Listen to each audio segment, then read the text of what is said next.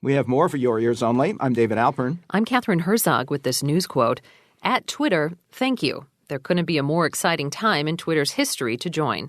That was publishing veteran Marjorie Scardino in the first tweet under her own name after becoming the first woman on Twitter's board of directors.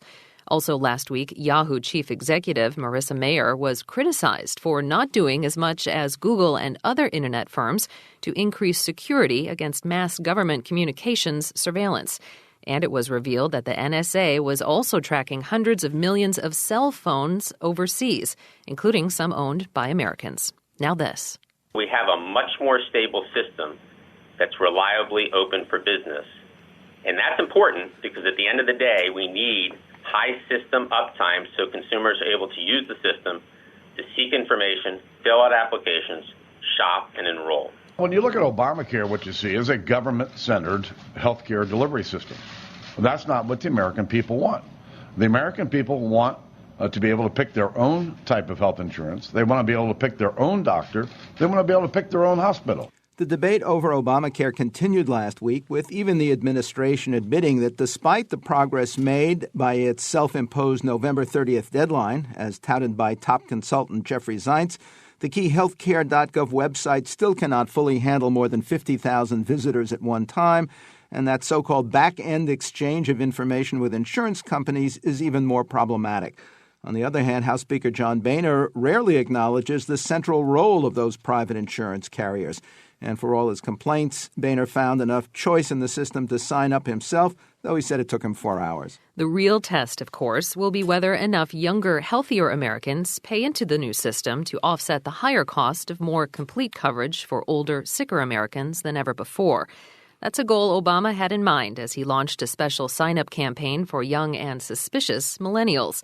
And even then, it will remain to be seen whether all the new coverage and new regulations improve care and reduce healthcare costs for the nation as a whole.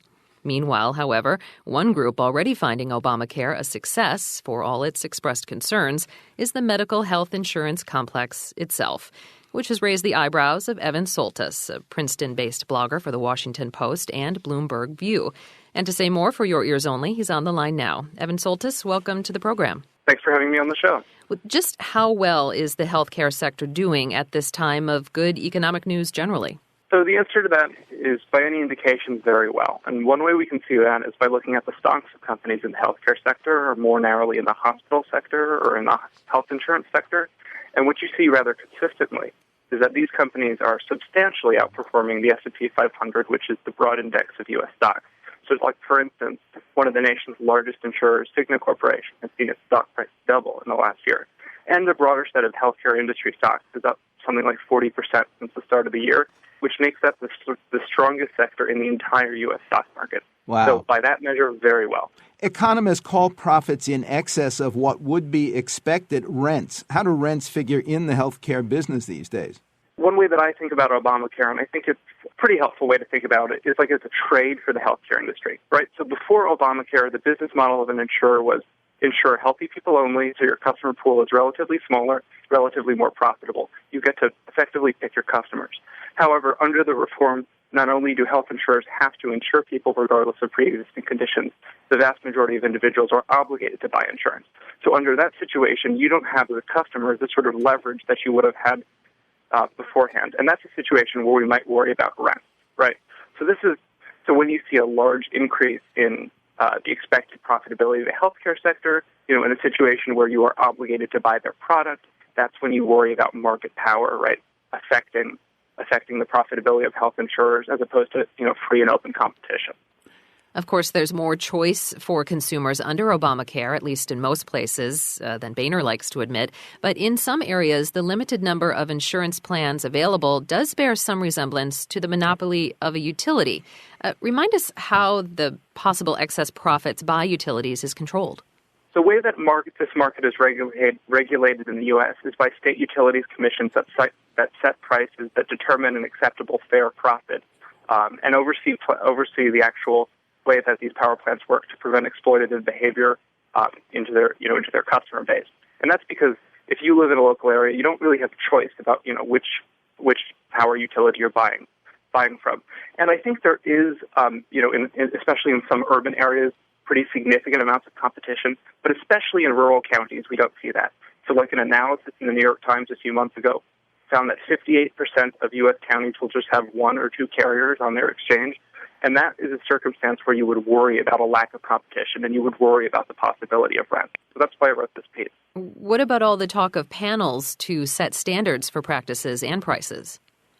So I'm not exactly convinced that this is going to have a significant effect on the profitability of the healthcare sector. The IPAB, which is effectively the program that Medicaid will be using to control costs, hasn't even been established yet because healthcare costs have grown more slowly than it was expected under the law. So the section of the law triggering IPAB hasn't even come about yet. So I wouldn't speculate about that at this point.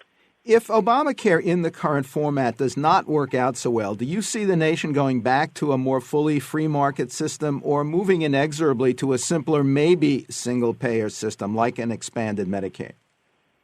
So I really don't. And the reason why, in my mind, is that one of the biggest lessons that we all learned in legislating Obamacare was how much inertia there is in healthcare policymaking. That is, so like with whatever the status quo is, no matter how bad it is, it requires a tremendous push to have any impact at all, to gain any traction. And part of that comes from the fact that in any legal setup, you're going to have specific parties that benefit from the status quo. And Obamacare, even if it does disadvantage certain parties, is going to create other parties that benefit from it. And under the law, that's going to be people with chronic illnesses and people with illnesses that weren't previously covered under insurance. So in a situation where Republicans are looking to repeal the law, I think you're going to see a tremendous political push by those groups to prevent that from happening. However, I do think we will see incremental reforms of the system over the next few years. I see 3 coming forward. The first is that I think you're going to see the employer mandate canceled. The second is that I think you'll see more allowance for catastrophic coverage-only plans. And the third, I've talked to a number of people about this, and I think it's a realistic proposal at some point, which will be to move Medicare patients out of government programs and onto the health exchanges through a premium support program. But I don't see a dramatic change to a free market system or a dramatic change to a single-payer system at the card.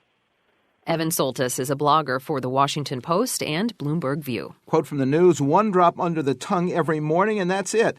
That was allergy sufferer Shirley Hickey in Beaver Falls, Pennsylvania, on the way liquids or tablets under the tongue are replacing injections as the treatment of choice. Next, recreating Rita Hayworth for your ears only.